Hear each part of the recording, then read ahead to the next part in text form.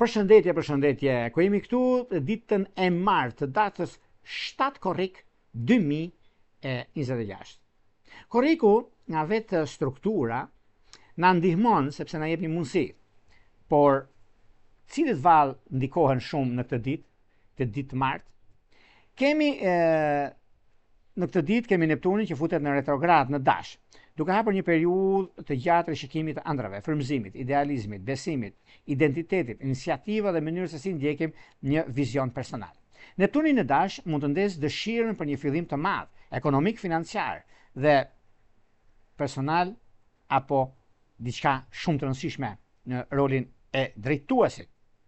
Meqense kjo do thotë kur kthehet Neptuni në retrograd, do të thotë koha, sepse na kërkon të pyesim, a është kjo ëndër e vërtet apo është vetëm një iluzion? Apo ndjekim një vizion të pastër, apo po ikim nga realiteti? Ndikohen më shumë në ndikime të mëdha Dashi, Gaforia, Peshorja dhe Briciapi të dhjetit parë, ose ata që kanë ascendente në këto planete. Por gjithashtu ka të bëjë në mënyrë frymëzuese që mund ta ndjejnë edhe Luani dhe Shigjetari të dhjetit parë, sepse Neptuni në Dash mund të japi vizion, kreativitet dhe ndjesi të lartë drejtimi. Kjo ditë është e mirë për reflektim dhe jo vetëm, sepse lidhet me anën shpirtërore, lidhet me ndikime të mëdha dhe jo vetëm.